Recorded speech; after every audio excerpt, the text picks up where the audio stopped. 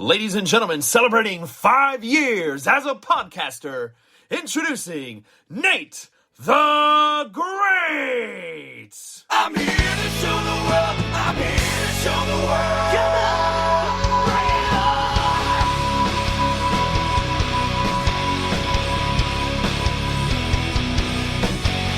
What I say, better watch what I do.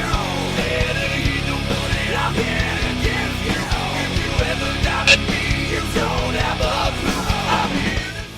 I'm here to show the world. I'm indeed here to show the world that it's time to change the game. Welcome to the Game Changer Podcast, ladies and gentlemen, Pro Talk Wrestling Edition. I am NateFNGreat, and let's talk a little bit about one and only Nick Nemeth, who has had quite the interesting career, if I can honestly say, one of the more vastly underrated superstars of our generation.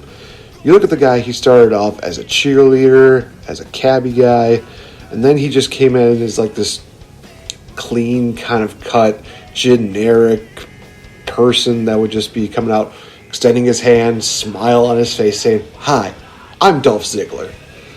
Oh gosh, those were the days of wrestling being interesting, to say the least. Kind of awkward, but also pretty entertaining. He would go on to be a bit of a squash jobber, but then when he paired up with Vicky Guerrero, that's where he started seeing his first taste of success. Not only was he Vicky Guerrero's piece of man meat, oh god, that's still in my head. That's disturbing.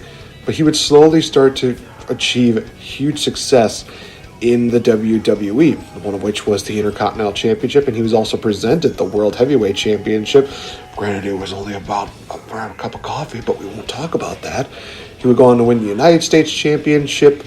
He would win Money in the Bank. He would win Tag Team Gold. He would go on to reach the pinnacle of becoming the World Heavyweight Champion for a second time. And during that time, honestly, it's still to this day one of the greatest reactions that wrestling has produced. You really look into it and you see just everything about it made such amazing sense, and it also was just perfect timing. Dolph Ziggler, when he won the Money in the Bank contract, he slowly started to ascend to become that champion and that main eventer that we knew that he could become. We knew he was going to be a headline guy. We knew that he was going to be a big deal. He had matches with Chris Jericho. He headlined a pay-per-view, main evented a pay-per-view with John Cena. He would then feud a bit with Daniel Bryan and Kane, resulting in a loss at WrestleMania. But the night after WrestleMania, Alberto Del Rio had defeated Jack Swagger and Zeb Coulter in a handicap match. Del Rio was just absolutely done. His knee was just completely messed up. But Dolph Ziggler, he came out, cashed in Money in the Bank in front of one of the most liveliest crowds ever. And I dare you to defy me and prove me wrong when it comes down to that, because everybody wanted to see Dolph Ziggler finally get that comeuppance. And he did. He defeated Alberto Del Rio and became the World Heavyweight Champion.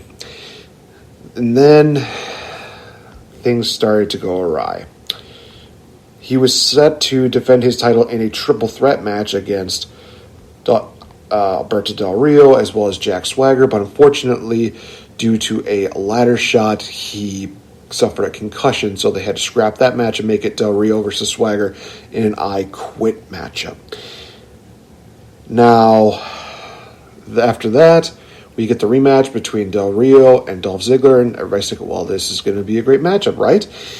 Yes and no, to say the least, because he would go on to lose the title, and they would use that concussion angle as a bit of a storyline for him, also making this a bit of a double turn for Del Rio and Ziggler. He would get his rematch at Money in the Bank, but lose by disqualification due to AJ Lee, his on-screen girlfriend at the time, costing him that opportunity. This would allow them to break up. Then he would feud on with Big E.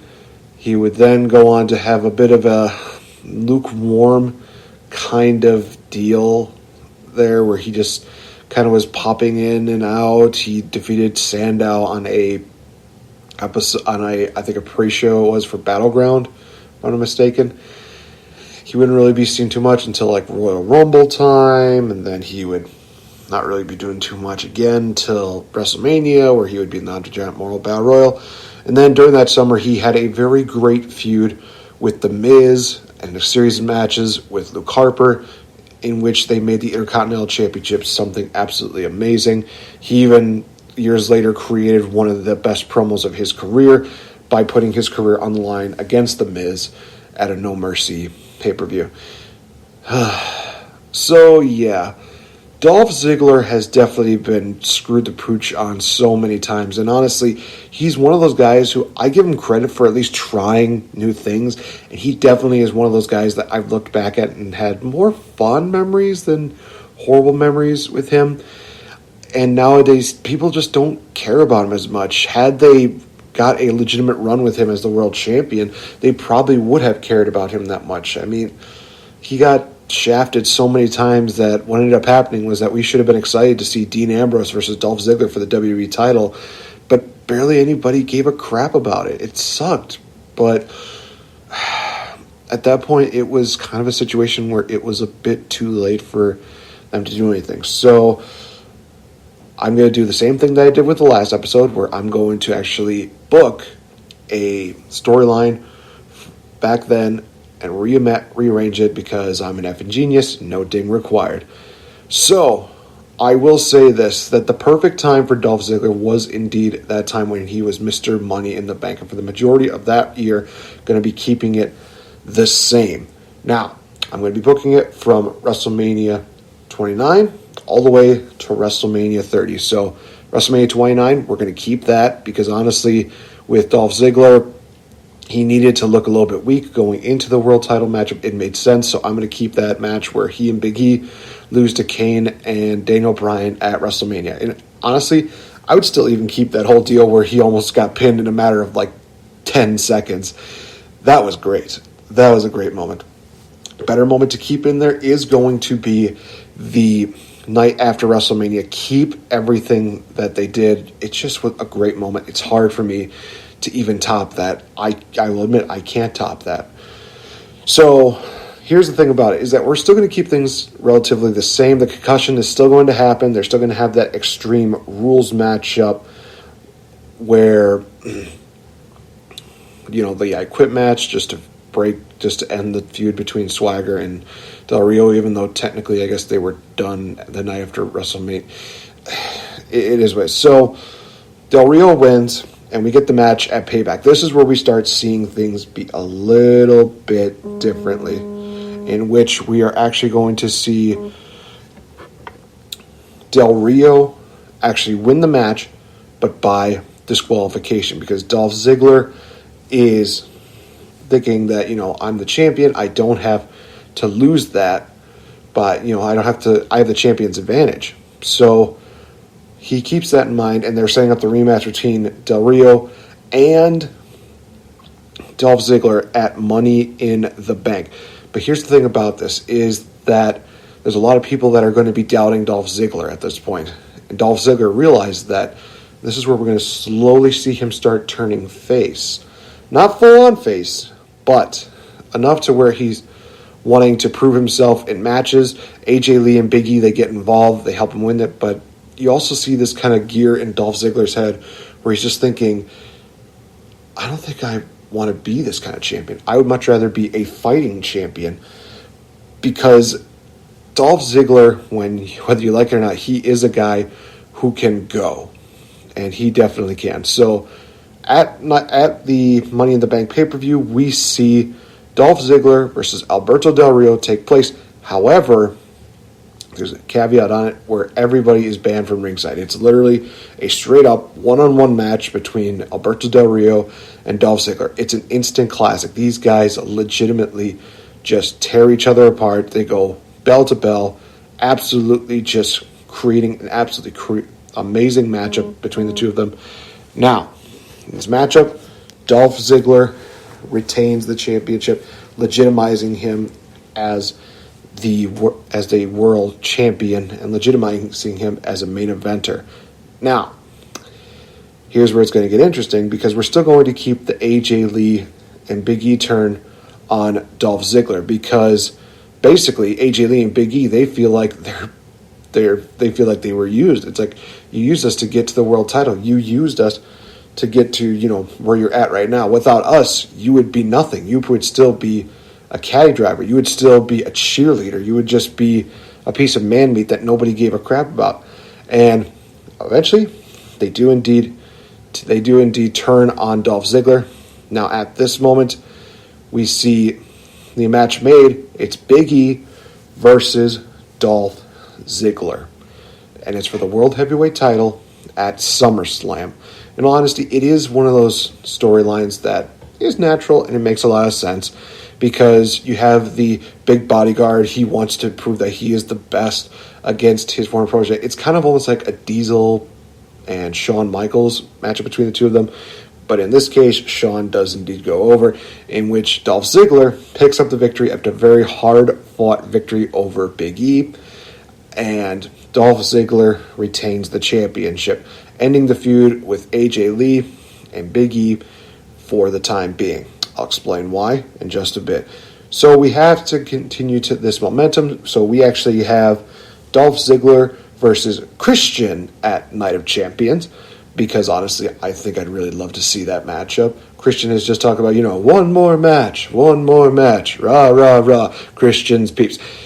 He and Dolph Ziggler have a great interclassic, and I honestly think that this matchup will be a bit safer than the match that Christian would have against Alberto Del Rio, because I wouldn't have to worry about him, getting his arm wrecked or suffering a concussion. It's one of those matches that I really think would just tear the house down. Dolph Ziggler retains the championship there, and after the match, Christian shakes his hand, basically stating that, hey, you did good, kid. You're going to be going somewhere. You're going to continue being going somewhere. Then we go on to Battleground, in which Dolph Ziggler takes on a new number one contender in Rob Van Dam. And this matchup is a hardcore rules match, because Rob Van Dam says, yeah, you proved yourself as a great wrestler, but can you go extreme? And Dolph Ziggler says, I've basically done everything you can imagine in this business. Going extreme is something that I'm going to prove myself, especially since it was a ladder that did keep me on the sidelines for a while during this year. And Rob Van Dam is stating that if you go extreme, man, you have to be hardcore. You can't have, body made of glass. So this is a matchup that's going to try and toughen up Ziggler just a little bit. And again, it'll open the eyes to a lot of fans that are seeing him, earlier this year, seeing that he got hit with a ladder. They're probably thinking, oh, he's a bit of a weakling. But you have this matchup here, have a great hardcore match between RVD, Dolph Ziggler, and they will definitely tear the house down again. In the end, though, Dolph Ziggler, and I honestly think this would be a really cool spot, hits a zigzag on Rob Van Dam, sending him through a table. I just think that's a beautiful spot, to be honest. Dolph Ziggler pins Rob Van Dam. Rob Van Dam does the exact same thing, in which he extends his hand, Dolph shakes it. We have another veteran basically stating, hey, this guy is definitely going to be a huge headliner in here. Then we get to what unfortunately is going to be the inevitable, which is that they were planning on having a unified championship matchup at the end of the year.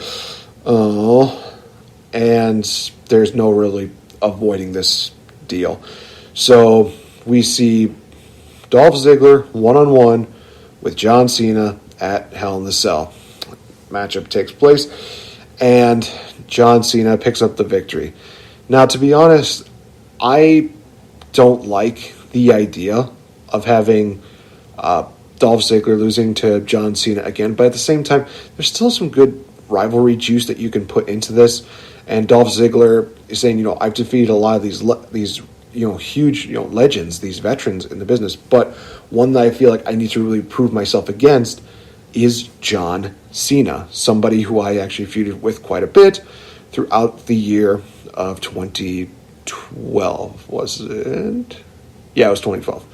So he accepts his matchup against John Cena because he wants to prove that he is still the best, and he believes that in order for him to be a bona fide legend, he's got to beat John Cena. Fortunately, John Cena beats him, but not in a huge convincing fashion. It's one of those things where John Cena has to basically pull out every single trick in his book to get this victory. Dolph Ziggler's hitting everything that he has. John's not going down. Finally, in AA, 1, 2, 3, John Cena wins the world title. Dolph Ziggler, he looks just absolutely, devastated. He looks disheveled. But John Cena does the same thing. He extends his hand out to him. Dolph Ziggler, he shakes his head and walks away for the time being. He doesn't feel like he's at that point yet. He just doesn't feel like he earned that yet. He just feels like he needs to beat John Cena.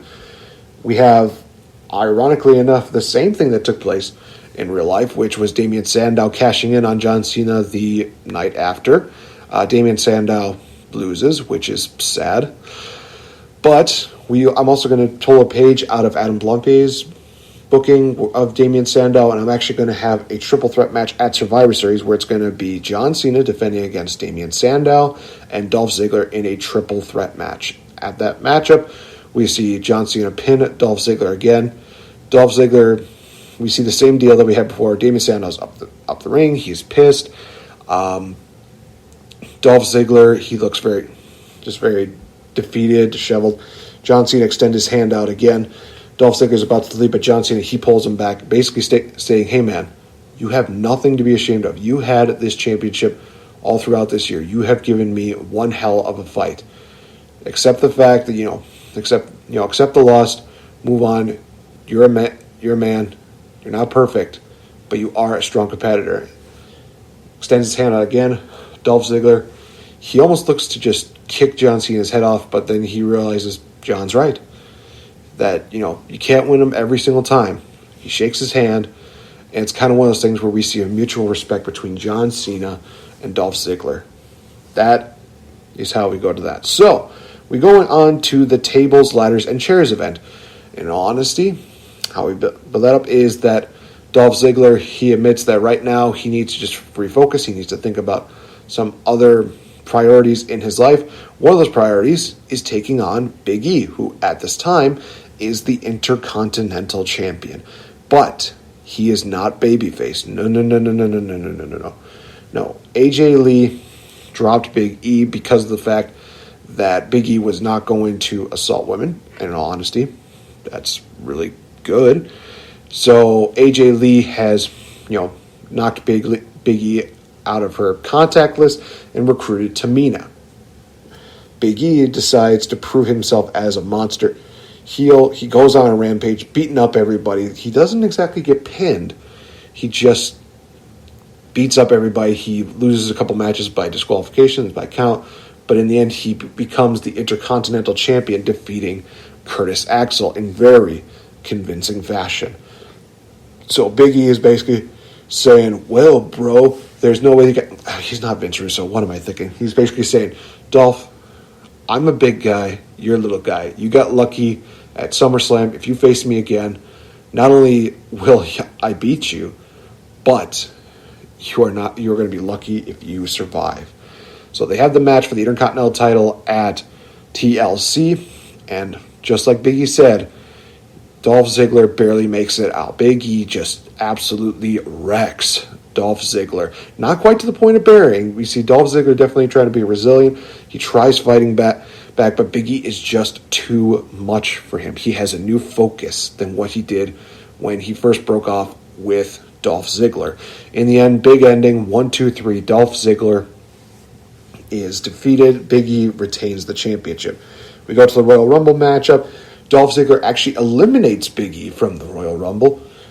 However, we see Big E get back in the ring, eliminate Dolph, beating him down, which sets up the rematch between the two of them at Elimination Chamber. And it seems like Big E is going to beat him again, but Dolph Ziggler is definitely a lot smarter since the last time.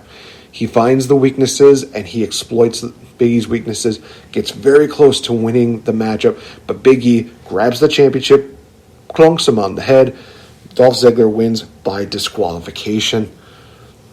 and they decide to have the huge rematch between the two of them. In all honesty, I would just add this as another matchup onto the WrestleMania card. You can cut off some of the fat on some of the matches, like the John Cena Bray Wyatt match and the Daniel Bryan Triple H match, which some people might hate the fact that I'm saying that, but at the same time, I still think that there's enough to put at least a great Intercontinental title matchup on there for about maybe 10-15 minutes at least.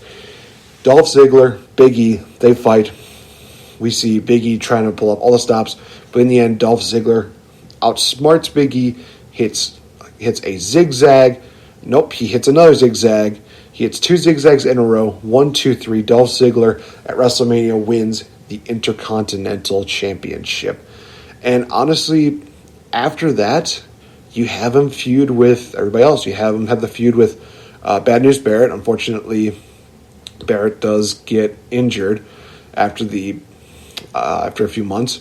So it looks like, Dolph Ziggler wants to win the title back that he never got a rematch for, but comes up short because it goes to the Battle Royal, and Miz picks up the victory there. We get that nice feud between Miz and Dolph Ziggler going into the summer. He has the matches with Luke Harper, and he continues feuding for the Intercontinental title all the way till WrestleMania 31. It's pretty much the same thing that you would expect. Dolph Ziggler is a one-of-a-kind athlete. He's somebody that a lot of people have very much just enjoyed watching. And honestly, guys, I looked at a lot of videos online and basically pulled up the Dolph Ziggler winning the world title by cashing in, and just how everybody is just wanting Dolph Ziggler to cash in that title shot. They wanted him to win the title.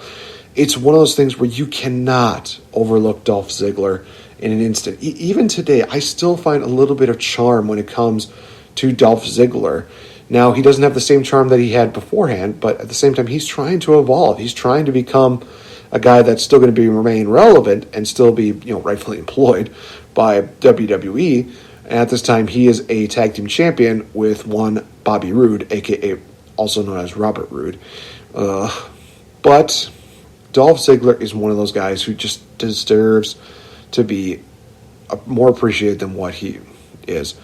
This is a guy who has given it his all. This is a guy who has given it everything for the sake of being one of the best in WWE, and he is definitely going to be, in my view, a future Hall of Famer. So thank you, Dolph Ziggler, for everything that you've done. Thank you for giving an amazing career, and looking forward to seeing the future chapters in your life as well as in wrestling. So this has been a bit of a retrospective for the one and only Dolph Ziggler. Hopefully you guys have enjoyed it. Definitely tune in to the following episode where I will be discussing more random things. But if you love to hear more about me, definitely follow me on Twitter at RealFNGame. Be sure to follow us on our Facebook fan page, as well as leaving a like, subscribing to the podcast. Guys, thank you so much for listening in. 2021 has definitely been a bit of an interesting year, to say the least.